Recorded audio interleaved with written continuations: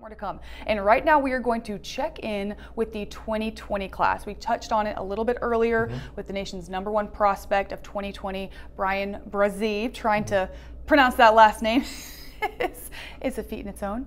Am I saying that right? Bresee? Bresee, that's correct. Okay, Bryan Bresee was in Athens for G-Day. Who are 4 other names to know, and why these 4 guys? Well, I got 4 names that I want you guys to get those names because you're going to be reading about them a lot and writing about them a lot and following them on Twitter a lot probably. But you start off with a guy by the name of Lewis Cine. Lewis Cine is he's out of Texas, but that's an asterisk, probably belongs there out of Texas because he moved there from Massachusetts for his senior season. Nation's #3 safety.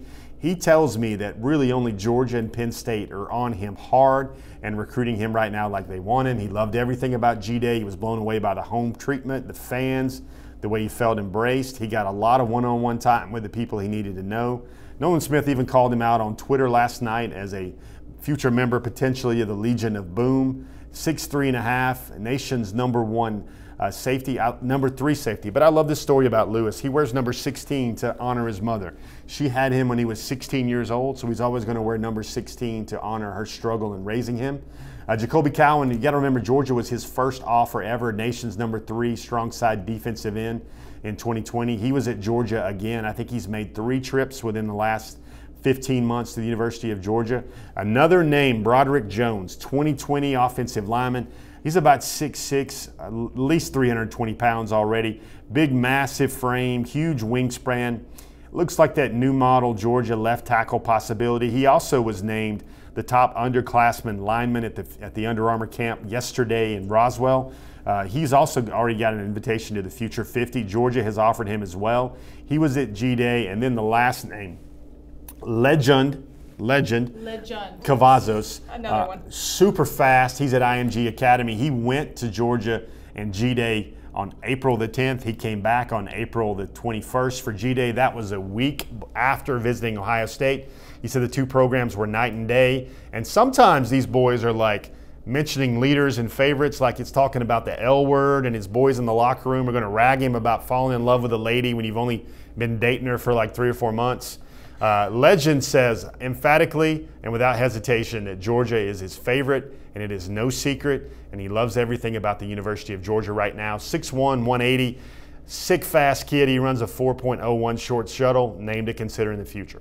All right, great stuff, Jeff. Let's dive even deeper into the 2020 class, and I've got 6 more names for you that were at G-Day or being top prospects, okay? So let's start with defensive end Myles Murphy. Now, all of these guys are from Georgia. He's from Powder Springs.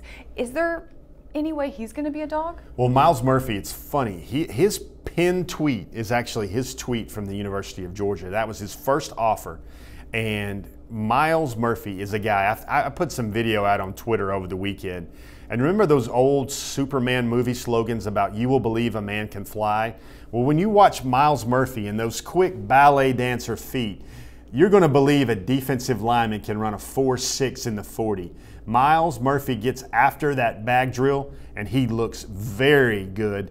Georgia's in a good spot with him right now. Lots of schools are going after him. He's going to take a Midwestern tour this summer, but a really big name to think about going forward. Myles Murphy out of Hillgrove High School. Awesome highlights of him there right now.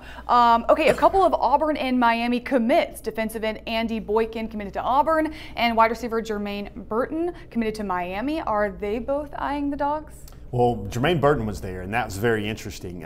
He was at Georgia for G-Day, and I think Georgia has a really good chance to get into his 2nd spot at least.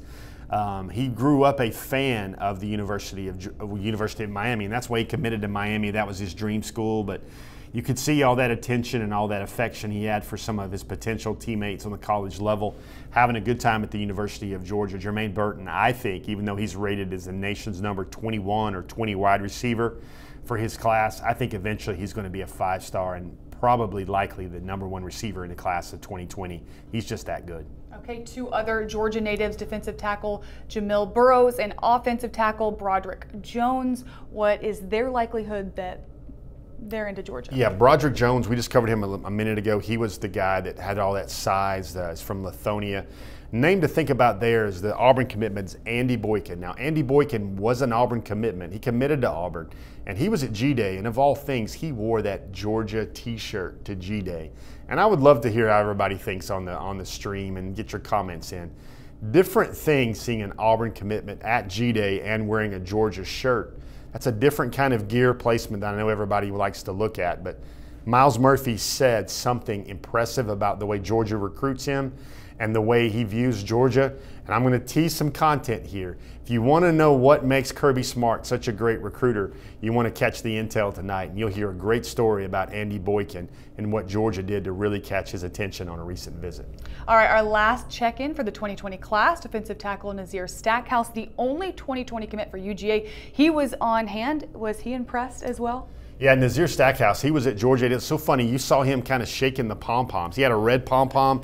He's going like that. He was playing the part of Brandon Adams really well at G-Day. He was feeling some type of way about the University of Georgia. And then you saw him at the Under Armour camp the following day. He flashed some skill. He's from Stevenson High School, the first commitment for the class of 2020. Of all things, he committed to Georgia the day they beat those Auburn Tigers and secured the SEC championship. He says he is still solidly committed to Georgia. He's all about Georgia, and that should be seen as a very stable commitment going forward. All right, the last 6 guys that we mentioned are all from the state of Georgia. Is it fair to say that Kirby Smart is locking down the borders? Well, if Kirby Smart is not locking down the borders, we're going to have to probably find a new definition for the term.